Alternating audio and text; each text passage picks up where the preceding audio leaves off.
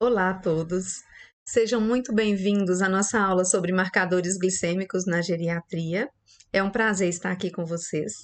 Meu nome é Valéria Gomes de Almeida, eu sou farmacêutica, analista clínica, possuo mestrado e doutorado em ciências fisiológicas e atualmente sou docente do curso de farmácia da UFVJM, responsável pelas disciplinas de bioquímica.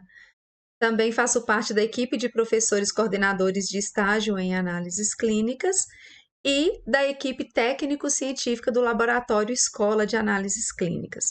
Hoje estou aqui para compartilhar com vocês um pouco do meu conhecimento, da minha experiência sobre esse assunto de extrema importância na geriatria.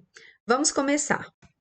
Com essa aula, eu espero que vocês possam compreender a importância dos marcadores glicêmicos na geriatria, conhecer os principais exames utilizados tanto para o diagnóstico quanto para o acompanhamento do diabetes mellitus em pacientes idosos, e interpretar os marcadores glicêmicos e também analisar suas implicações na saúde dos idosos. Mas antes de abordar os exames laboratoriais, vamos iniciar por uma breve revisão sobre os principais aspectos do diabetes mellitus. O diabetes mellitus é um conjunto heterogêneo de distúrbios metabólicos caracterizado por hiperglicemia persistente.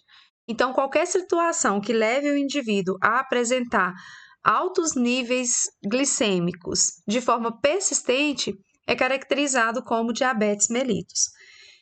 E essas alterações, esses distúrbios metabólicos, acontecem por defeito na ação e ou produção de insulina, que é um hormônio peptídico produzido pelo pâncreas, mais especificamente pelas células beta-pancreáticas, e é o único hormônio hipoglicemiante que nós temos no nosso organismo. Por isso que os defeitos na ação ou na produção da insulina resultam em hiperglicemia persistente, que é o que caracteriza o diabetes mellitus. E os efeitos glicorregulatórios da insulina são contrarregulados por outros 4 hormônios, sendo eles o glucagon, o cortisol, o hormônio do crescimento e a adrenalina. O diabetes mellitus é a desordem metabólica mais comumente encontrada na prática clínica e está associada a uma alta morbidade, incluindo complicações agudas e crônicas que podem impactar significativamente a qualidade de vida e a longevidade dos pacientes. As complicações agudas resultam dos níveis extremos de glicemia e incluem a hipoglicemia, a cetoacidose diabética e a síndrome hiperglicêmica hiperosmolar.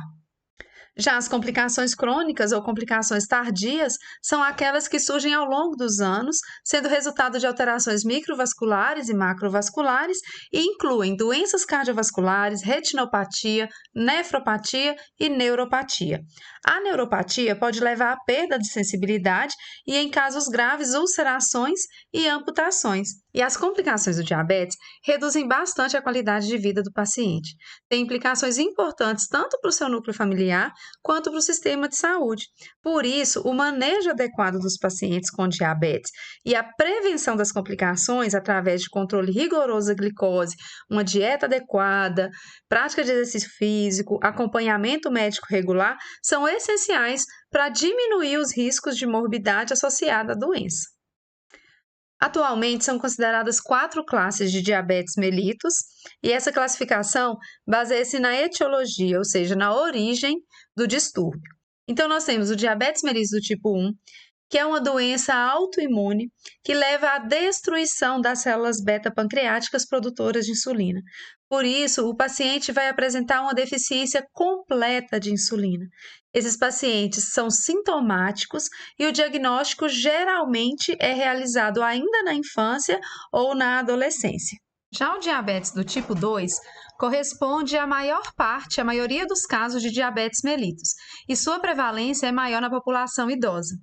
O diabetes mellitus do tipo 2 é uma doença caracterizada por defeitos na ação e secreção da insulina ou também na regulação da produção hepática de glicose. E seu desenvolvimento é gradual e precedido pela resistência à insulina, que é uma situação em que os pacientes produzem insulina, mas ela não consegue agir nas células, as células não conseguem responder adequadamente à insulina que está sendo produzida. O diabetes mellitus do tipo 2 também relaciona-se a hábitos dietéticos inadequados e ao sedentarismo. O diabetes mellitus gestacional corresponde a qualquer intolerância à glicose que se inicia durante a gestação. Ocorre em decorrência do efeito hiperglicemiante dos hormônios gestacionais. E temos também outros tipos de diabetes mellitus. Qualquer outra condição que leve o paciente a apresentar hiperglicemia de forma persistente e que não se enquadre no diabetes mellitus do tipo 1, tipo 2 ou gestacional. A Federação Internacional do Diabetes estima que 1 em cada 10 adultos entre 20 e 79 anos tem diabetes mellitus, correspondendo a cerca de 537 milhões de pessoas, sendo que 1 em cada 2 adultos não são diagnosticados. E 1 em cada 9 adultos apresentam tolerância à glicose diminuída, correspondendo aí a cerca de 451 milhões de pessoas. E o Brasil é o 5º país no ranking mundial de números de adultos com diabetes mellitus. A estimativa da Federação Internacional do Diabetes é de que em 2021 haviam cerca de 537 milhões de pessoas com diabetes mellitus em todo o mundo. E a projeção é que esse número possa chegar a 784 milhões de pessoas com diabetes mellitus em 2045. O envelhecimento populacional é um fenômeno global e acelerado no Brasil, e a população geriátrica apresenta maior prevalência de doenças crônicas não transmissíveis, sendo a hipertensão arterial e o diabetes mellitus as mais comuns nessa fase da vida. E o diabetes mellitus e a hipertensão estão associadas à alta morbidade em idosos, sendo considerados os principais fatores de risco para o desenvolvimento de complicações renais, doenças cardíacas e cerebrovasculares, e representam altos custos médicos e socioeconômicos decorrentes principalmente das complicações que acompanham o diabetes mellitus. Nos idosos, o metabolismo pode sofrer alterações devido a vários fatores, incluindo mudanças fisiológicas associadas ao próprio envelhecimento, presença de doenças crônicas, alterações do estilo de vida. E com isso, nós temos uma alta prevalência do diabetes mellitus do tipo 2 nessa população. Como já foi falado, o diabetes mellitus do tipo 2 corresponde à maioria dos casos de diabetes mellitus, e a sua prevalência é maior nessa população. Então, conhecer os marcadores glicêmicos e a forma de manejo dos pacientes idosos é fundamental na prática clínica. Por isso, vamos conhecer agora os marcadores glicêmicos para o diagnóstico do diabetes mellitus. A Sociedade Brasileira do Diabetes mellitus preconiza 4 exames que podem ser utilizados para o diagnóstico do diabetes mellitus, que são a glicemia de jejum, a glicemia casual, o teste oral de tolerância à glicose e a hemoglobina glicada. A glicemia de jejum é o exame que o paciente realiza após um período de jejum de 8 horas. Após esse período, a amostra de sangue do paciente é coletada e o laboratório quantifica a concentração de glicose no plasma desse paciente. Esse exame nos fornece uma análise da concentração da glicose sanguínea basal sem a influência da alimentação, uma vez que o paciente permaneceu em jejum de 8 horas. Ele nos informa o nível glicêmico no momento da coleta da amostra biológica. Já a glicemia casual é o exame que o paciente realiza a qualquer horário do dia, sem a necessidade de realização do jejum. Então, nós temos a glicemia de jejum, que é feita 8 horas após 8 horas de jejum, e a glicemia casual a qualquer horário do dia, independente da alimentação ou não. Já o teste oral de tolerância à glicose, ele exige também que o paciente cumpra as 8 horas de jejum, e quando o paciente chega no laboratório, é coletada a amostra em jejum, e logo em seguida, imediatamente em seguida, é oferecida ao paciente uma solução contendo no máximo 75 gramas de glicose que ele deve consumir por via oral. A partir desse momento, o cronômetro é disparado e 2 horas depois é feita uma nova coleta de sangue. Então, no teste oral de tolerância à glicose, são feitas 2 análises. Uma em jejum e a outra 2 horas após a sobrecarga de glicose.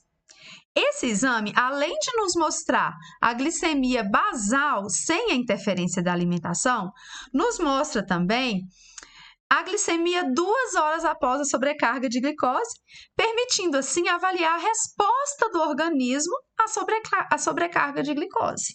Então, ele é um exame mais completo do que a glicemia de jejum, mas ele é mais desconfortável, porque o paciente ele passa por 2 coletas e precisa permanecer no laboratório durante as 2 horas de realização do exame. Já a hemoglobina glicada é um exame que nos mostra o percentual de hemoglobina ligada à glicose. A hemoglobina é uma proteína presente no interior das nossas hemácias e a hemácia é livremente permeável à glicose, de forma que a concentração de glicose no interior da hemácia é praticamente a mesma da concentração de glicose fora da hemácia. Então, se eu tenho muita glicose, se o paciente fica constantemente com uma hiperglicemia, nós vamos ter também uma alta concentração de glicose dentro da hemácia.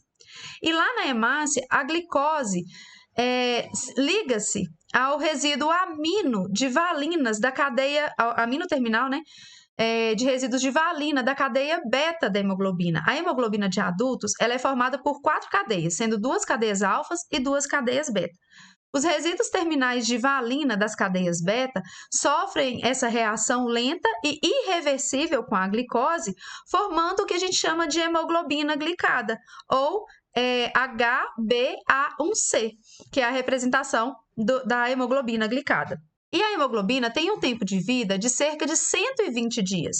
Então, como esse processo de glicação da hemoglobina é lento, considera-se que o percentual de hemoglobina glicada do paciente que a gente obtém no exame, ele refere-se ao percentual de hemoglobina que foi glicada, que tem sido glicada nos últimos 2 a 3 meses, por causa do tempo de meia-vida da hemácia.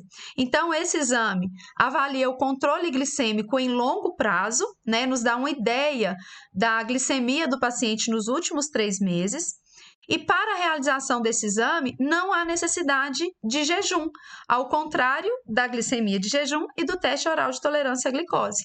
E é útil tanto no diagnóstico quanto no monitoramento do diabetes mellitus. Além disso, a partir da hemoglobina glicada, nós conseguimos fazer o cálculo da glicose média estimada do paciente, que é a correlação entre os níveis de hemoglobina e seus correspondentes em valores de glicemia média.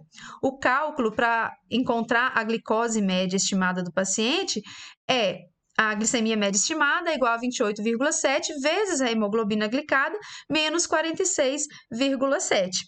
Existe uma calculadora, né, disponível na internet, eu vou deixar para vocês o link, para que vocês consigam calcular a glicose média estimada dos pacientes.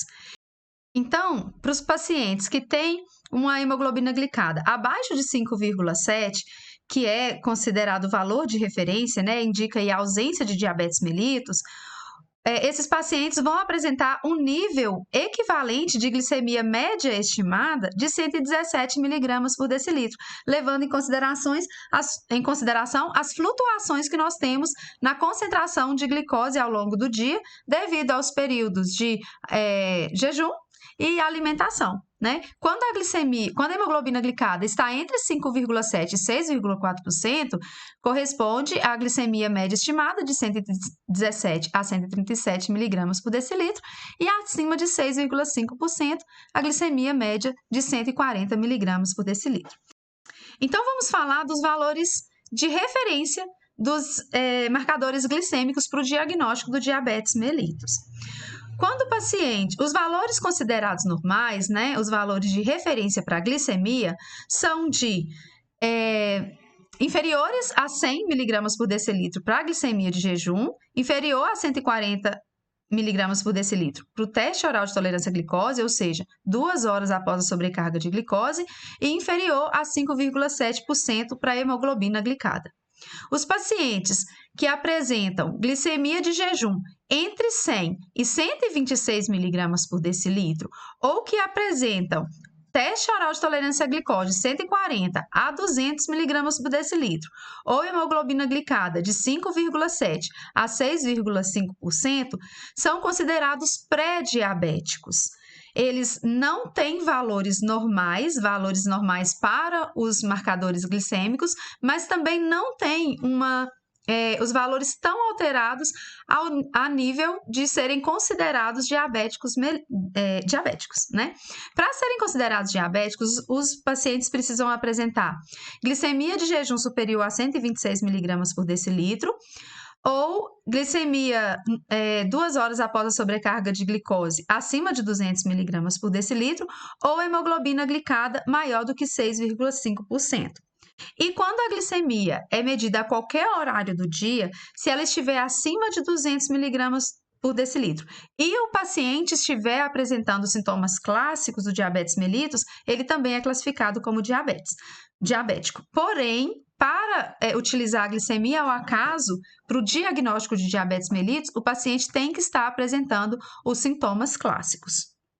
A Sociedade Brasileira do Diabetes Mellitus recomenda que pelo menos 2 desses exames estejam alterados para que o paciente seja classificado como sendo diabético. Que se ele fizer os 2 exames no mesmo dia, tem que ser exames de metodologias diferentes, ou então o mesmo exame alterado em 2 dias diferentes. Então, esses são os principais marcadores para o diagnóstico do diabetes mellitus, que são preconizados pela Sociedade Brasileira do Diabetes Mellitus e pela Federação Internacional do Diabetes. E quando o paciente apresenta o valor de glicemia de jejum de 100 a 126 miligramas por decilitro, a gente também diz que o paciente apresenta glicemia de jejum alterada. E quando apresenta uma alteração, né, após a sobrecarga de glicose e a glicemia está entre 140 e 200 miligramas por decilitro, nós dizemos que o paciente apresenta tolerância à glicose diminuída. Além desses exames, existem algumas outras análises complementares que nós podemos fazer, né? Como a dosagem de insulina, que é feita por eletroquimioluminescência, né? E tem um valor de referência de 2,6 a 24,9 unidades internacionais por ml. Por que é importante dosar a insulina? Porque na história natural do diabetes mellitus, os pacientes iniciam, né, antes do desenvolvimento do diabetes mellitus, surge a resistência à insulina, que é um momento em que o paciente precisa aumentar a concentração de insulina, aumentar a produção de insulina para tentar manter os níveis glicêmicos normais, né? Então, aqui, por exemplo, nessa faixa aqui, ó, nós temos um perfil considerado normal. Quando a ação da insulina é alta, e as células beta não apresentam insuficiência, né? Elas produzem a quantidade adequada de insulina, a ação da insulina é alta e o paciente consegue manter os níveis dentro da normalidade. Porém, com a resistência à insulina, ocorre uma redução da ação da insulina. Isso é a resistência à insulina, né? Uma dificuldade das células em responder à insulina. O paciente produz a insulina, mas a resposta à insulina começa a diminuir. Se a resposta à insulina começa a diminuir, o paciente o organismo tende a aumentar a produção da insulina para continuar mantendo os níveis glicêmicos dentro da normalidade. E aí a produção de insulina aumenta bastante para tentar manter esses níveis, só que chega um momento em que o paciente, mesmo produzindo uma grande quantidade de insulina, não consegue mais manter os níveis glicêmicos dentro dos valores considerados normais. E aí começa o desenvolvimento do diabetes mellitus. O paciente vai apresentar uma hiperglicemia de forma persistente dentro daqueles valores que foram citados no slide anterior, né? E chega um momento, inclusive, que as células beta-pancreáticas elas chegam à exaustão, né? Essa tentativa de produzir uma grande quantidade de insulina para compensar os níveis glicêmicos altos, leva à exaustão, à insuficiência das células beta, que podem reduzir bastante a produção de insulina, e o paciente pode começar a depender também do uso de insulina exógena. Então, a dosagem de insulina é importante para a gente verificar se o paciente está tendo essa resistência à insulina, né? Como que está a produção de insulina do paciente? Às vezes o paciente tem os valores glicêmicos dentro da normalidade à custa de uma alta produção de insulina. Isso caracteriza a resistência à insulina, né? Que precede o diabetes mellitus.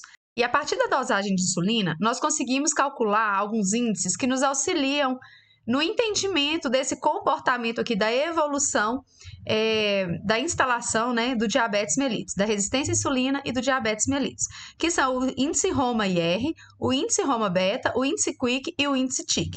Muitos exames laboratoriais já vêm com essa informação no laudo, mas caso não venha, é possível calcular também. Eu trouxe aqui para vocês a fórmula e o significado de cada um deles.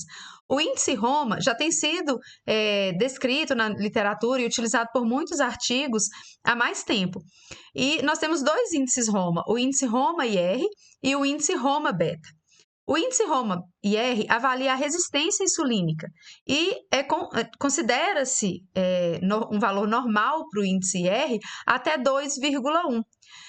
Se esse índice se o resultado, né, do cálculo do Roma-IR estiver acima de 2,1, isso pode indicar o início, né, ou a presença de uma resistência à insulina. O índice Roma-IR é calculado pela seguinte fórmula, e o Roma-IR é igual à glicemia de jejum em miligrama por decilitro, vezes a insulina em jejum em microunidade internacional por ml, dividido por 405. Então, o índice Roma, ele expressa a resistência insulínica hepática, porque ele analisa a glicemia de jejum e a insulina de jejum. E pressupõe-se que a resistência insulínica hepática e a periférica são equivalentes. Esse denominador 405, ele é um fator de normalização, porque o produto de uma glicemia de jejum normal por uma insulinemia de jejum normal, obtidos em um indivíduo considerado ideal, produziria um Roma-IR em torno de 1. Então, considera-se normal até 2,1.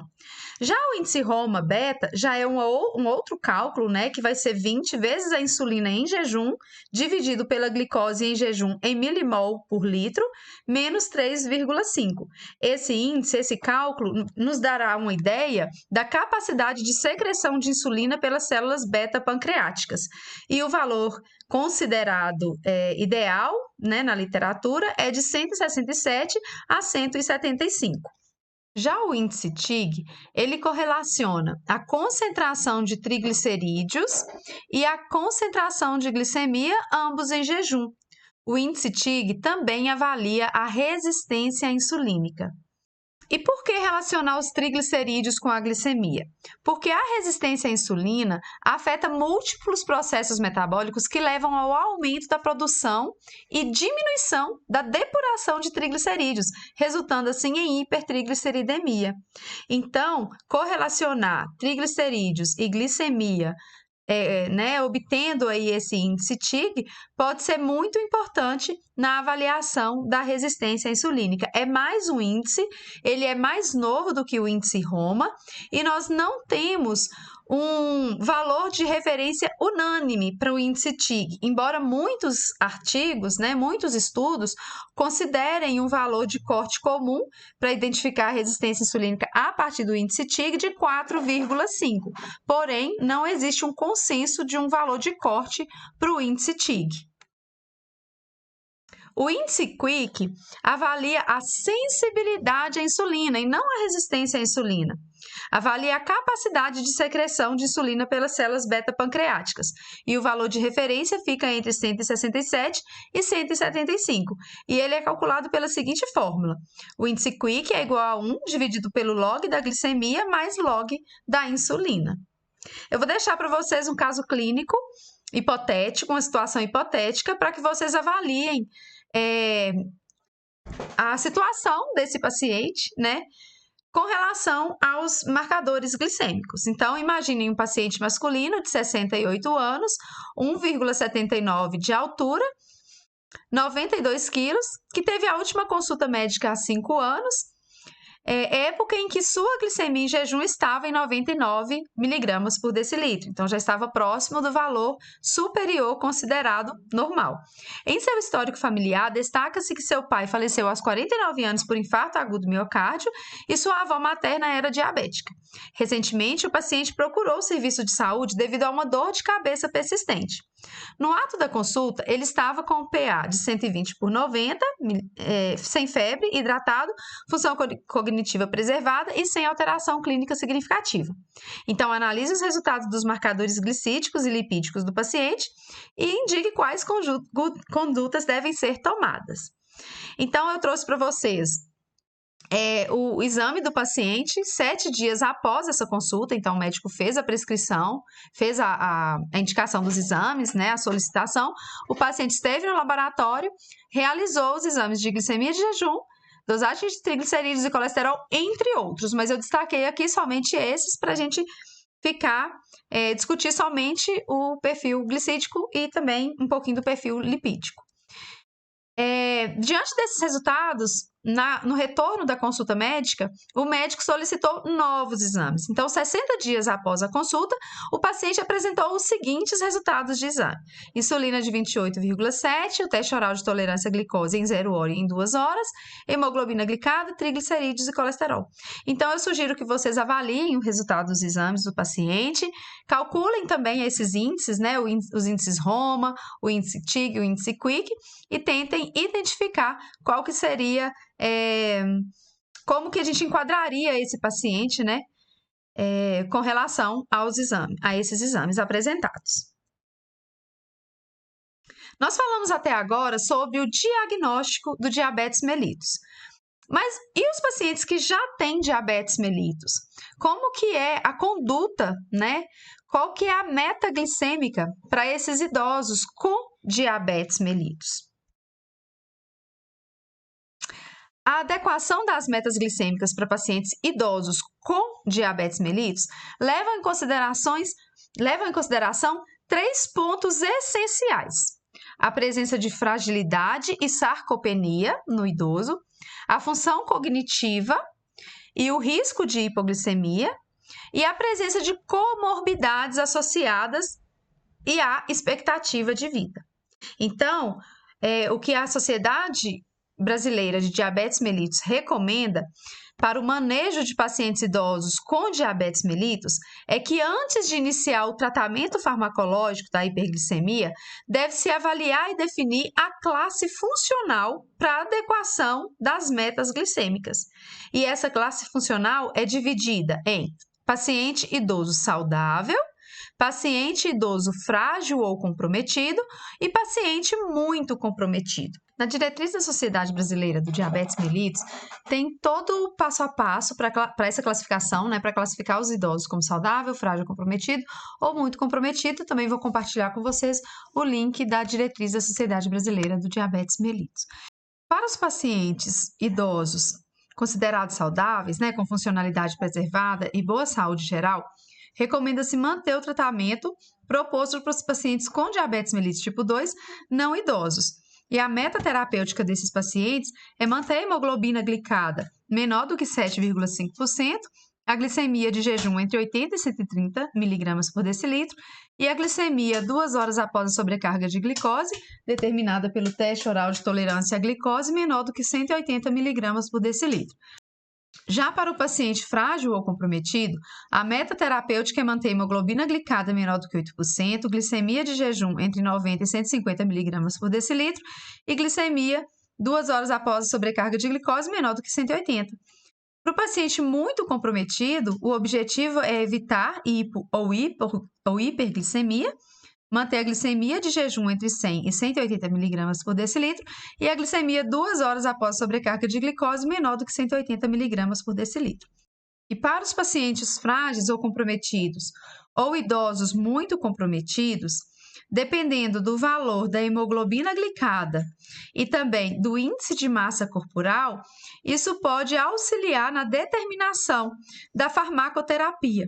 Então, a diretriz traz os medicamentos de primeira escolha em cada um dos casos, algumas alternativas e também algumas alternativas se as metas não forem atingidas. Então, isso mostra a importância dos marcadores glicêmicos também no acompanhamento dos pacientes que apresentam diabetes mellitus e não somente para o diagnóstico do diabetes mellitus. Então, nessa aula, nós fizemos uma breve revisão dos principais aspectos do diabetes mellitus, conhecemos os exames preconizados pela Sociedade Brasileira do Diabetes Mellitus para o diagnóstico do diabetes, a importância da dosagem da insulina e a aplicação dos índices Roma e R, Roma Beta, TIG e Quick, e também como os marcadores glicêmicos são importantes para o manejo dos pacientes com diabetes mellitus, sendo úteis para direcionar, inclusive, a farmacoterapia. Eu estou disponível para tirar qualquer dúvida que possa surgir e agradeço por esse momento compartilhado com vocês. Muito obrigada. Bem-vindos à nossa aula sobre marcadores lipêmicos na geriatria. Meu nome é Valéria Gomes de Almeida, eu sou docente do Departamento de Farmácia da Universidade Federal dos Vales do Jequitinhonha e Mucuri, sou responsável pelas disciplinas de Bioquímica e também faço parte da equipe técnico-científica do Laboratório Escola de Análises Clínicas. É um prazer estar aqui com vocês novamente. Hoje iremos discutir a importância dos lipídios para o nosso organismo, como monitoramos os seus níveis em pacientes idosos e a importância desses marcadores para a saúde cardiovascular. Os objetivos dessa aula são compreender a importância dos marcadores lipêmicos na população geriátrica, identificar os principais exames laboratoriais utilizados para avaliar os níveis lipêmicos em idosos e discutir as implicações clínicas dos resultados dos exames, dos marcadores lipêmicos. Os lipídios são compostos solúveis em solventes orgânicos e praticamente insolúveis em água, ou seja, são compostos apolares. E as principais funções dos lipídios são energética, eles são importantes fontes de energia para o nosso organismo. Nós, inclusive, armazenamos lipídios no nosso organismo na forma de triglicerídeos, no nosso tecido adiposo. Tem função estrutural, por exemplo, as nossas membranas biológicas são compostas, nós sabemos que é formada por uma bicamada lipídica, então tem vários fosfolipídios, colesterol. Função hormonal, vários hormônios esteroides, entre outros, são lipídios. Função digestória, por causa dos ácidos e sais biliares, que são produzidos a partir do colesterol, entre outros. Função imunológica e também função transportadora. E do ponto de vista fisiológico e clínico, os lipídios biologicamente mais importantes são o colesterol, os ácidos graxos, os triglicerídeos e os fosfolipídios. O colesterol é um esteroide, ele contém essa estrutura que tem esses 4 anéis fusionados, que nós chamamos de núcleo esteroide. Ele é um importante esteroide para o nosso organismo. O colesterol da nossa dieta ele é derivado principalmente de produtos de origem animal e lácteos, as plantas não produzem colesterol, e é um componente-chave das membranas celulares. Ele permite com que as nossas membranas tenham uma característica fluida, ele é importante para a fluidez das nossas membranas, ele é precursor de ácidos e sais biliares e também de hormônios esteroides. Já os ácidos graxos são ácidos carboxílicos de cadeia longa. Então, eles têm a função orgânica C-OH, em uma extremidade, e uma cadeia de hidrocarbonetos longa. Essa cadeia ela pode ser sem ligação dupla, ou seja, totalmente saturada. Pode conter apenas uma ligação dupla, e aí nós chamamos esse ácido graxo de ácido graxo monoinsaturado. Só tem uma insaturação, ou pode ser poliinsaturado, quando tem 2 ou mais insaturações. Quando nós numeramos a cadeia carbônica de um ácido carboxílico, nós começamos pela função C-OH, Então, esse é o carbono 1. E na extremidade oposta, nós temos o último carbono, que também é chamado de carbono ômega. Dependendo da posição da dupla ligação a partir do carbono ômega, nós podemos classificar esse ácido graxo como ômega 3, ômega 6, ômega 9. Então, por exemplo, esse ácido graxo aqui, a dupla ligação, esse aqui seria o último carbono, E aí a gente vai contar a partir daqui. Então, esse é o carbono 1, 2, 3, 4, 5, 6. A primeira insaturação está no carbono 6 a partir do carbono ômega. Então, ele é um ácido ômega 6. Os ácidos graxos são de extrema importância para diversas funções biológicas e têm um papel significativo na manutenção da saúde geral.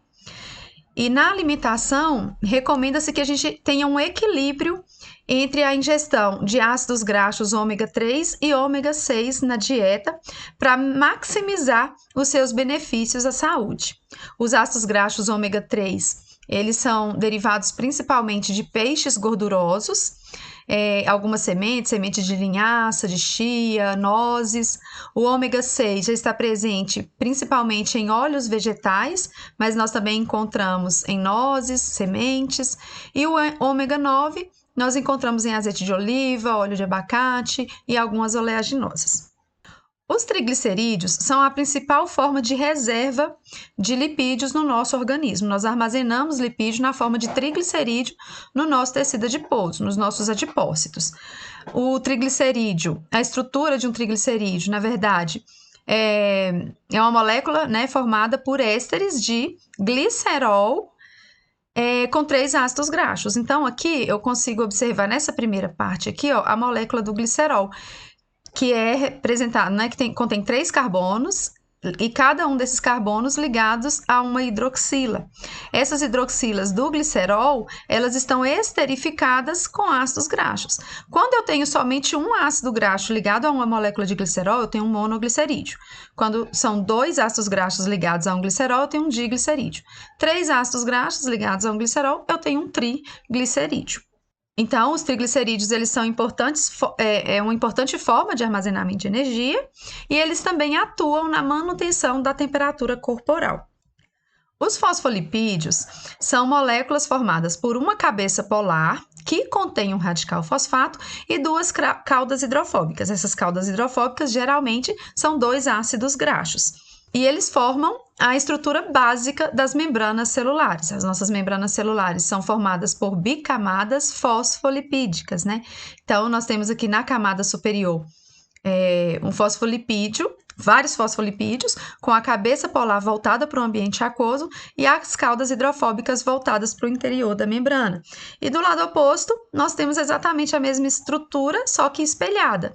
A cabeça polar voltada, por exemplo, para a parte citosólica da célula e a cauda hidrofóbica também escondida aqui no interior da bicamada lipídica. A membrana também, ela contém várias proteínas, contém o glicocálice, né? Mas a estrutura básica, principal da membrana biológica é formada por fosfolipídios.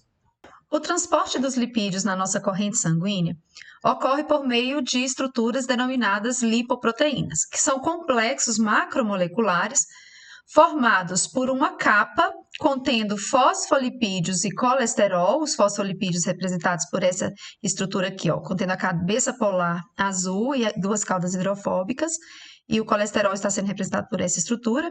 Então, tem uma capa formada por colesterol e fosfolipídios. É uma estrutura esférica.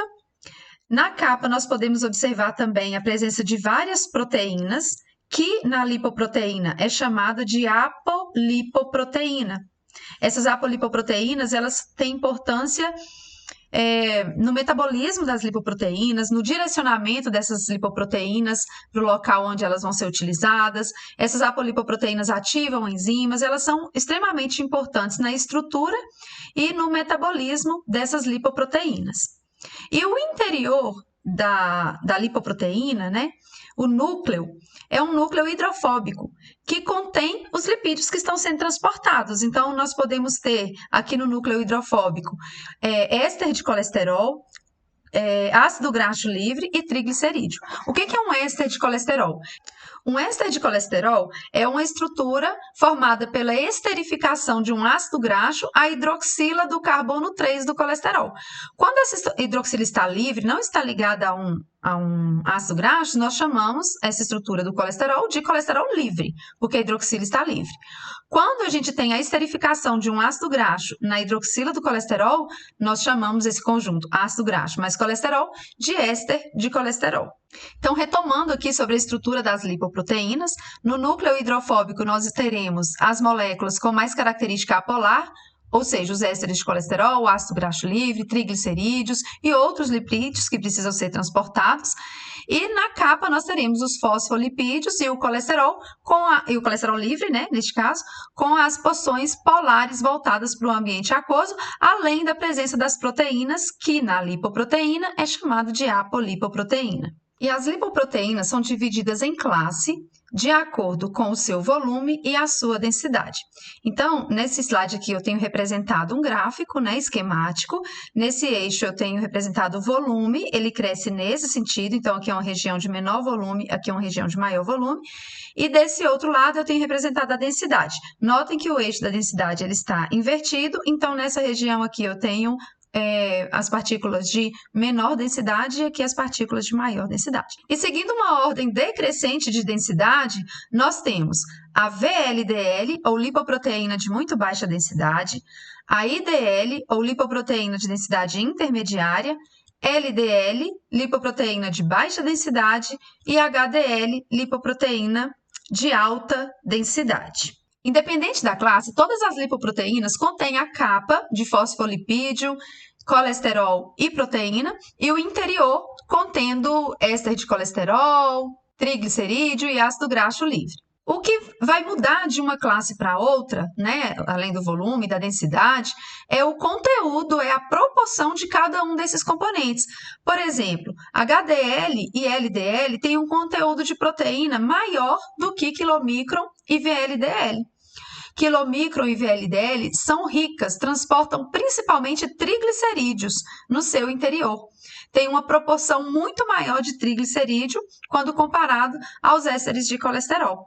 Já LDL e HDL transportam principalmente colesterol, são moléculas ricas em colesterol. E essas características das lipoproteínas são importantes no papel de cada uma dessas classes no nosso organismo.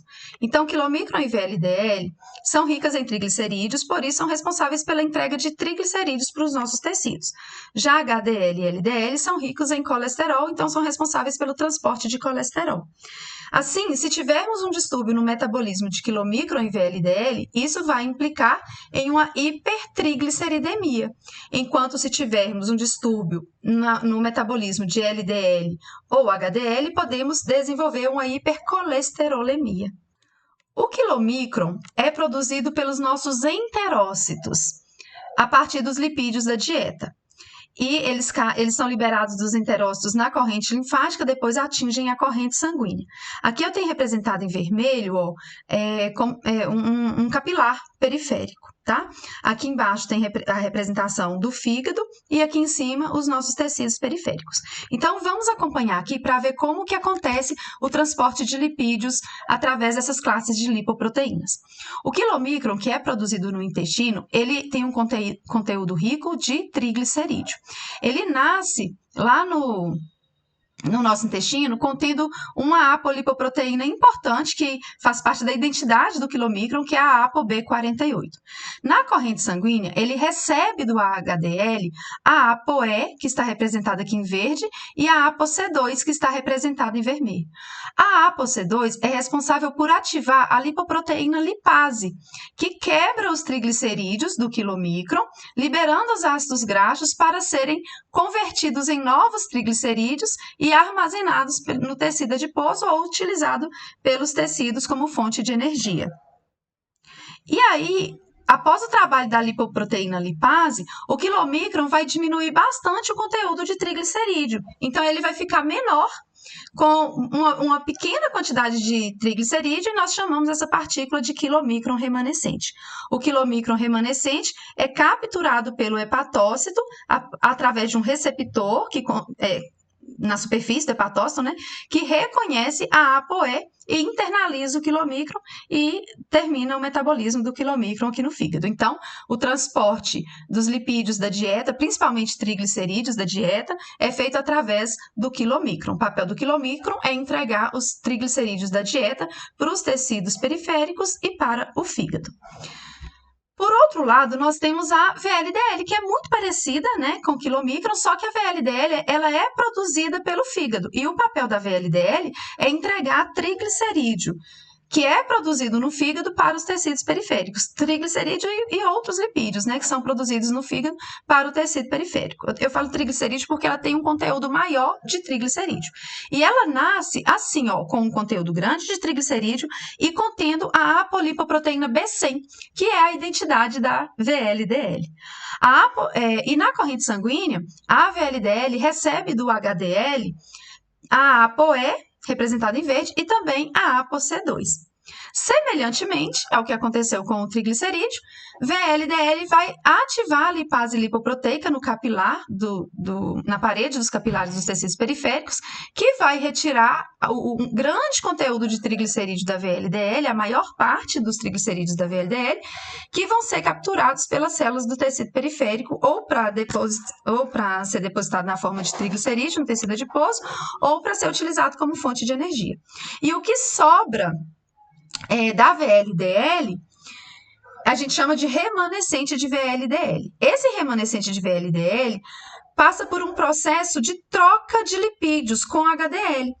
O HDL entrega uma quantidade importante de colesterol para a VLDL remanescente e a VLDL remanescente entrega o restante, né, dos seus triglicerídeos para o HDL.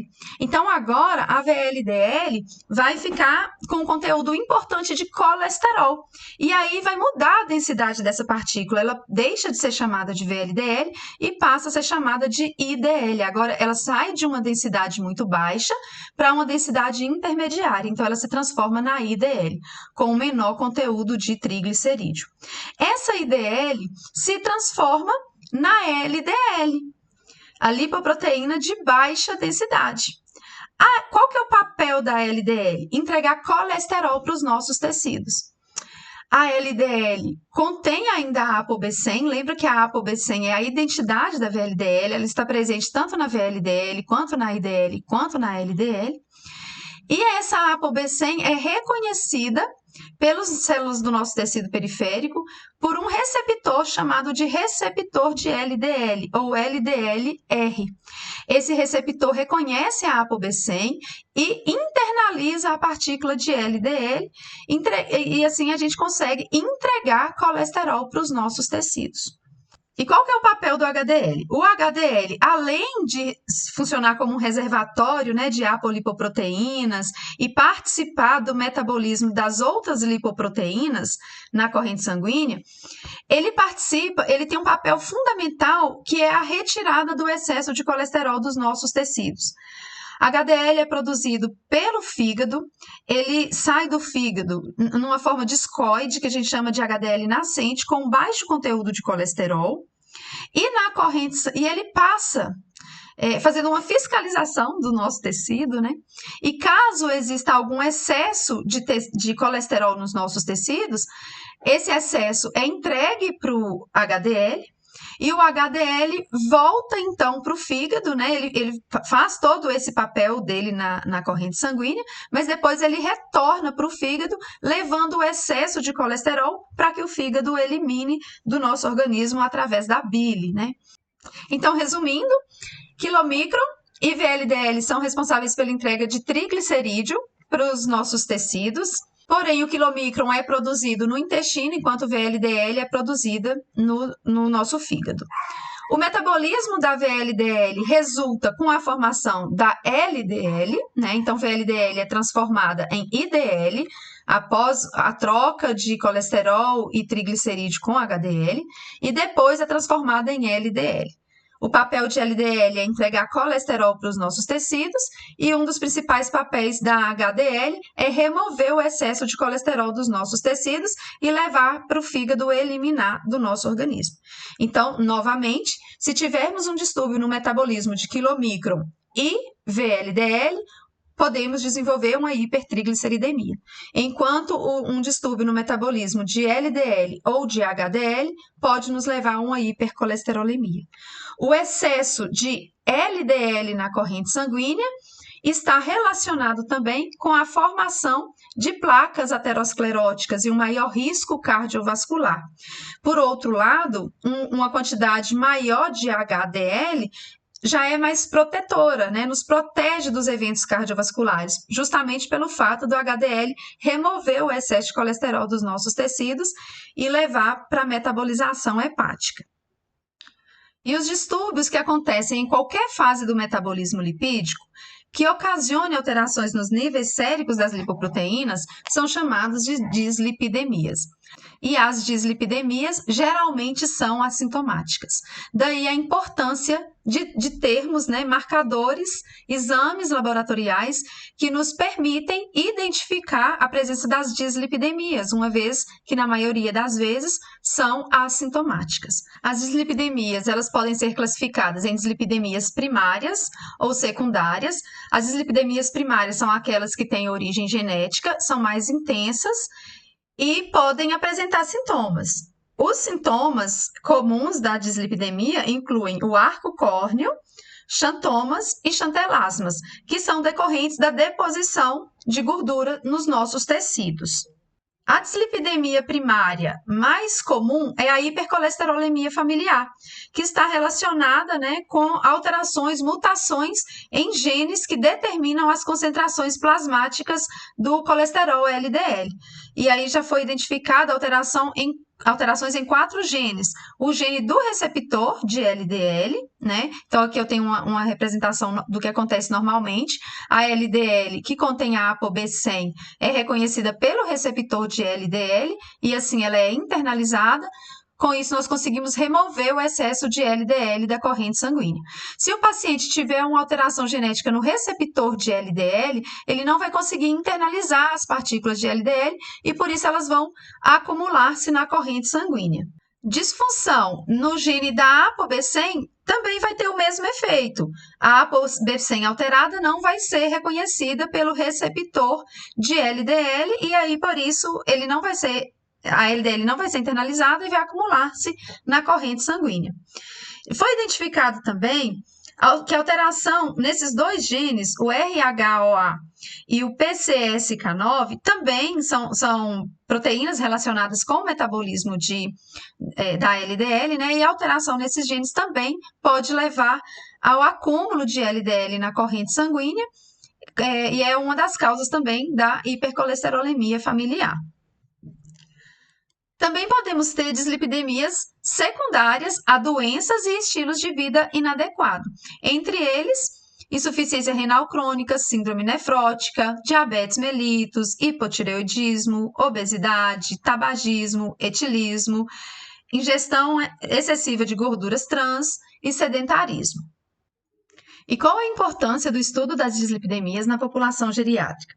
À medida que envelhecemos, ocorrem mudanças no metabolismo lipídico, como a diminuição da atividade de enzimas que metabolizam lipídios e aumento na resistência à insulina, que podem levar a níveis elevados de colesterol e triglicerídeos. Também ocorrem alterações hormonais, como a diminuição de hormônios sexuais, que também contribuem para essas alterações. O aumento da gordura visceral e a perda de massa muscular com a idade também exacerbam a dislipidemia, aumentando o risco de doenças cardiovasculares, hipertensão e diabetes do tipo 2. Além disso, estilo de vida sedentário e dieta inadequada são fatores adicionais que agravam a situação. E quais são os exames laboratoriais úteis para que a gente possa fazer o acompanhamento e o diagnóstico dos pacientes com dislipidemia? Nós temos o perfil lipídico, as apolipoproteínas, a lipoproteína A e também um marcador inflamatório importante que é a proteína C reativa ultrassensível. O perfil lipídico ele inclui 5 análises: a análise de triglicerídeo, colesterol total, colesterol presente na partícula de LDL, colesterol presente na partícula de HDL e colesterol não HDL. Os triglicerídeos eles estão presentes principalmente em quilomicron e VLDL. E o quilomicron ele é produzido no intestino. Após a alimentação, a gente tem uma elevação muito grande da concentração de triglicerídeos na corrente sanguínea. Então, a análise dos triglicerídeos sofre grande influência se o paciente está ou não em jejum. Há alguns anos atrás, era obrigatório que o paciente fizesse um jejum de 12 horas para fazer a análise do perfil lipídico. A partir de 2017, essa obrigatoriedade não existe mais. O paciente pode fazer o exame sem estar em jejum de 12 horas.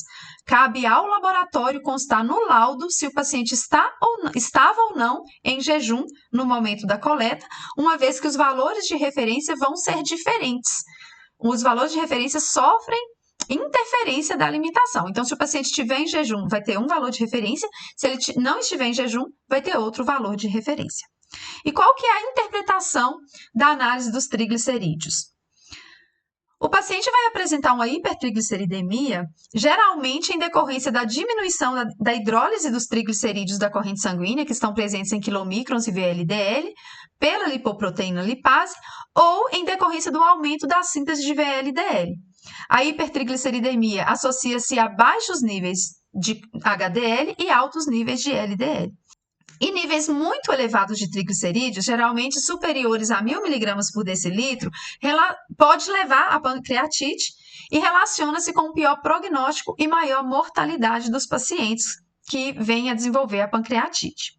Já a análise de colesterol total refere-se a todo o colesterol presente na corrente sanguínea do paciente, ou seja, é a soma do colesterol presente na HDL, na LDL, na VLDL e nos quilomicrons. O paciente vai apresentar uma alteração do colesterol total, geralmente devido ao acúmulo de lipoproteínas ricas em colesterol na corrente sanguínea. E essa avaliação, ela é recomendada nos programas de rastreamento populacional para avaliação do risco cardiovascular. Mas para que a gente faça uma avaliação mais assertiva do risco cardiovascular do paciente, é imprescindível que, além do colesterol total, a gente faça a avaliação laboratorial das frações do colesterol, ou seja, o colesterol presente na HDL, não presente na HDL e presente também na LDL. A análise de LDL do perfil lipídico representa o colesterol presente na partícula de LDL. Nós sabemos que a LDL é uma partícula aterogênica, a alteração dos níveis plasmáticos de LDL correlaciona-se com o risco aumentado de ocorrência de doenças cardiovasculares, justamente porque contribui para a formação de placas ateroscleróticas. E as doenças cardiovasculares são a principal causa de morte em todo o mundo. Daí também a importância de fazer a avaliação do perfil lipídico na população geriátrica. O aumento de LDL também é um dos componentes da síndrome metabólica. O não HDL colesterol, ele é obtido pela subtração do colesterol presente na HDL e do colesterol total. Então, nós pegamos o colesterol total e diminuímos a concentração do colesterol presente na HDL, para que assim a gente tenha uma estimativa da quantidade de lipoproteínas aterogênicas, lembrando que o HDL é a partícula protetora. Se a gente pegar o colesterol total e retirar a quantidade de partículas protetoras, vão sobrar as partículas aterogênicas. Então, essa análise é imprescindível para que a gente faça uma avaliação assertiva do risco cardiovascular do paciente. E como foi falado, a análise de HDL do colesterol presente na HDL, e como já foi falado, a análise de HDL do perfil lipídico corresponde à concentração de colesterol presente na partícula de HDL. E é interessante que a gente tenha valores mais elevados de HDL, uma vez que é a nossa partícula protetora. Altas concentrações de HDL correlacionam-se a um risco baixo de doença cardiovascular, ao contrário do LDL e do não HDL, que altas concentrações correlacionam-se com um alto risco de desenvolvimento de doença cardiovascular. Então, vamos analisar os valores de referência e de alvo terapêutico do perfil lipídico. Essa tabela aqui traz esses valores, mas são valores para adultos acima de 20 anos. Como foi falado, o paciente pode ou não estar em jejum de 12 horas para fazer a análise do perfil lipídico. E o único parâmetro que vai alterar se o paciente estiver ou não em jejum é a concentração de triglicerídeos. Se o paciente estiver em jejum de 12 horas, o valor de referência é menor do que 150 mg por decilitro, e se ele não estiver em jejum de 12 horas, o valor de referência muda para 175 mg por decilitro. As outras análises do perfil lipídico não sofrem interferência da alimentação. É desejável que o paciente apresente um valor de colesterol total menor do que 190 mg por decilitro. E se o paciente apresentar um valor de colesterol total superior a 310 mg por decilitro, existe a possibilidade de estar presente uma hipercolesterolemia familiar. Então, deve-se fazer investigações mais apuradas dessa situação e também fazer uma análise dos familiares desse paciente para essa investigação, uma vez que é um distúrbio de origem que tem um componente genético. Já para o HDL, é desejável que a gente mantenha os níveis acima de 40 miligramas por decilitro. Lembrando que níveis altos de HDL correlacionam-se com baixo risco cardiovascular. Então, é interessante que esses níveis sempre fiquem acima de 40 miligramas por decilitro. Já a análise de LDL colesterol e não HDL colesterol, que representam as partículas aterogênicas, depende da categoria de risco para desenvolvimento de doença cardiovascular do paciente. Então, antes de fazer a análise do perfil lipídico do paciente, eu preciso ter essa categoria de risco definida. Porque se o paciente tem um baixo risco de desenvolver doença cardiovascular, o valor de referência para ele vai ser de LDL menor do que 130 miligramas por decilitro. Se esse risco aumenta, né, vai para intermediário, alto ou baixo, o valor de referência, a meta terapêutica, diminui, justamente para compensar o risco. Então, se o paciente tem um risco mais alto, o valor de referência vai ser menor, tanto para o LDL quanto para o não HDL, tá? Então, se ele tem um risco mais alto, o valor de referência vai ser menor para compensar esse risco de desenvolvimento de doença cardiovascular. Na sequência da aula, eu vou falar para vocês como que a gente faz para definir essa categoria referencial, para determinar o risco de desenvolvimento de doença cardiovascular do paciente. Então, antes de fazer a análise de LDL e não HDL, nós precisamos fazer isso. Precisamos ter um tempinho para estratificar o risco de desenvolvimento de doença cardiovascular desse paciente. E aí, depois, nós vamos olhar qual que é o alvo terapêutico para ele. Se o valor que foi encontrado no exame dele está dentro ou não do alvo terapêutico, dependendo do risco cardiovascular. Mas antes de abordar a forma como é feita essa estratificação do risco, eu só vou abordar os outros exames que também são úteis, que também são importantes para a avaliação, os outros marcadores, né, que também são importantes para a avaliação das dislipidemias. Então, nós temos a avaliação de apolipoproteína B, que constitui uma medida indireta de todas as partículas aterogênicas, como foi falado anteriormente, a apolipoproteína B, ela está presente, a ApoB, ela está presente na VLDL, a VLDL já é sintetizada no fígado contendo a ApoB, e a VLDL, o metabolismo da VLDL depois passa por IDL e LDL.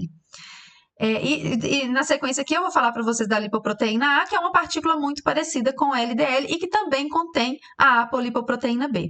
Então, a determinação da concentração de apolipoproteína B correlaciona-se, né, é uma medida indireta da concentração de partículas aterogênicas na corrente sanguínea, correspondendo à fração não HDL. Então, é um exame muito relacionado com o não HDL. Só que aqui é uma medida indireta. Valores de ApoB iguais a 180 miligramas por decilitro correspondem a valores de não HDL de 100 miligramas por decilitro.